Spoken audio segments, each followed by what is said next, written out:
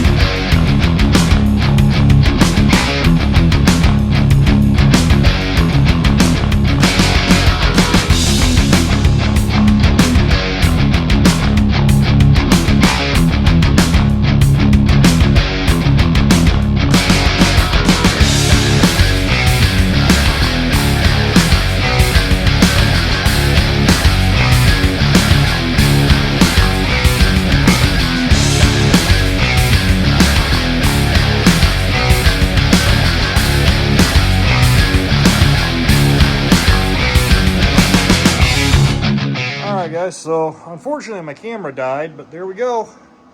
We are fully welded front to back. We now have a transmission tunnel. Woohoo! Time to get the rest of these panels going.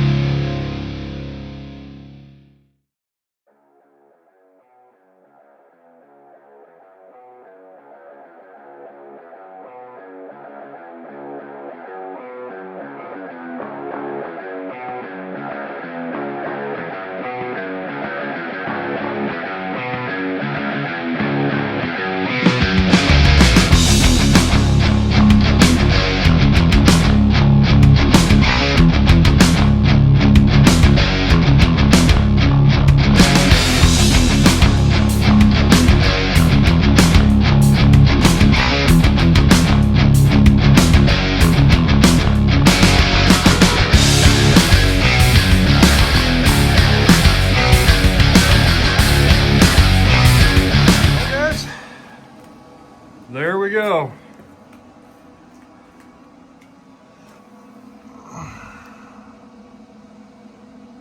Got the driver's side floor pan in there. Now I know some of you who are probably much better at sheet metal fabrication than I am are looking at this going, I mean, yeah, it's a floor pan, but yeah, I know. Two things. One, we're dealing with 20 gauge sheet metal. Went with 20 gauge because of all the 1x1 structure. So 20 gauge is going to flex a little. Two, I don't have an English wheel. So after bead rolling it, I can't run an English wheel back between the beads and like get everything to level back out. When you bead roll, you put that dip in the metal, it pulls and pushes metal around, and that's why when you guys seen us bead rolling it out, it started to look like a damn tortilla chip after we were done because we had the breaks in the bead roll where the braces are. And then I had to kind of lay it in here and just more or less beat the living daylights out of it to get it to lay flat. Which I did, and it worked. It's laying flat enough. No one will ever see this outside of you guys watching this and seeing that, yeah, it's got a little wobble. We get the kill mat down, dyno mat, whatever you want to call it. We get that down and carpet. No one will ever know. You know, and it's fucking solid. I don't know if you can see me in the time lapse. I was in here stomping all over it, looking for any oil can spots. That's what I was doing earlier with this dolly right here. This is just the cheap Harbor Freight body set. So I don't feel bad for taking it to a grinder or a belt sander. I actually took this one and profiled this right here, kind of rolled it over because it was more of a square edge. You see how it's kind of square there. Rounded this one over, and I was using it to go in to all of the beads, and anywhere I had any oil canning, any flex, go in there and run that right down the bead there and tighten the beads up, and it worked. I'm 190 to 195.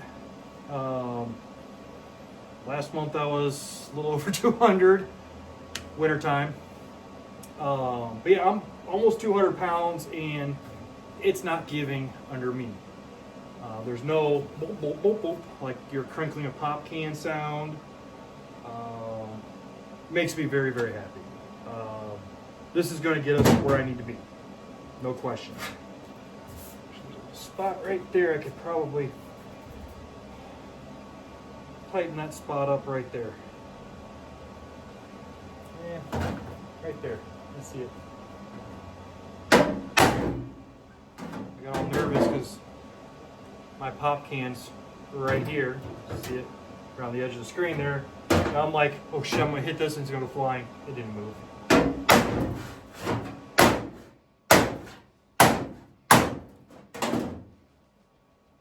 Much better. So yeah,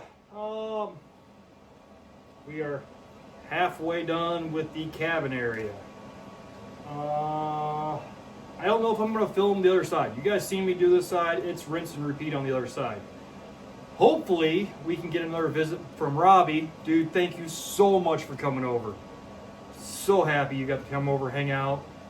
For those who don't know, me and Robbie used to do these kind of shenanigans all the time.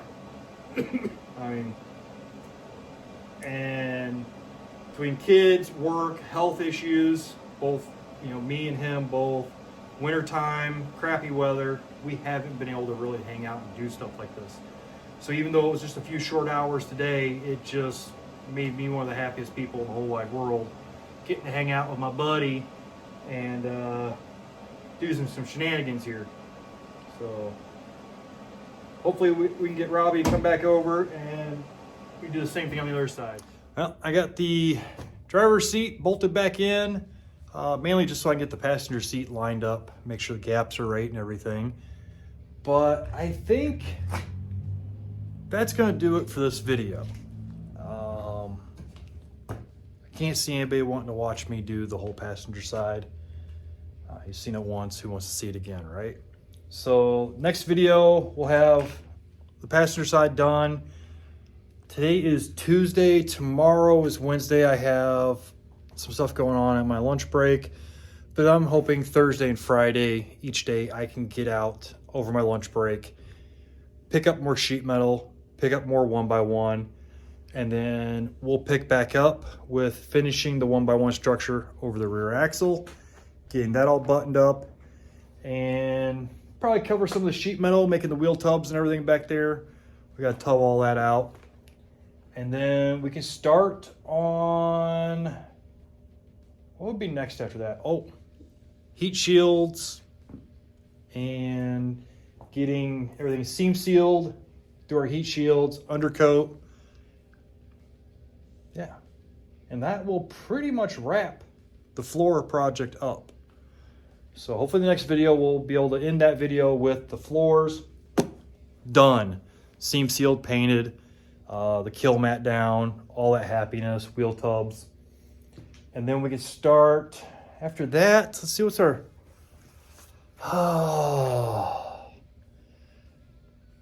after that, I think what we're going to do is just checking my whiteboard there. Depending on where I'm at with getting the donor Buick, we'll either start on the windshield frame or we will get the flooring down in the back as far as like the wood floor and everything. The wood floor has to go down and all of the ornament decorative flooring has to go down so I know where, so I get the air management in, batteries, air management and all that stuff in the back, get all that done up. And really once we're at that point, the air management's back in, the car is drivable. Obviously we have to do something with that wiring harness that's laying on my floor. But we'll have the car drivable at that point. So I will probably, once the sheet metal on the floor is done, we'll get the wood floor in the back and get the air management installed, batteries and air management. And then we will have a mobile car. That will make life a little easier to get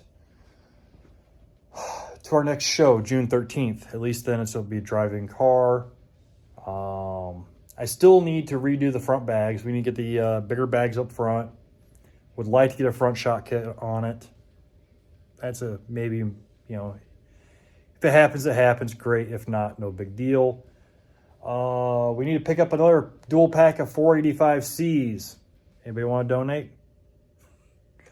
And then, yeah, we'll be able to start moving on some of these other projects like the partition wall and start doing some of the exterior body work at that point. Once the last thing we'll do is the interior, like the interior decor that'll be the last thing we do to the car. Get the exterior done and then we'll move on to the interior. So yeah, but anyway, thanks so much for tuning in. It means a lot to me. I know we're getting really close to 100 subscribers, which is just mind-blowing to me that I think currently we're 90, 91, somewhere in there. I can't remember. There's a rogue cat here. Got it. Little piece of Donnie with me. Yeah, I'm still just shocked that this many people want to watch me come out here and act the fool. Blows my mind. So again, thank you so much. Yeah, have a great night.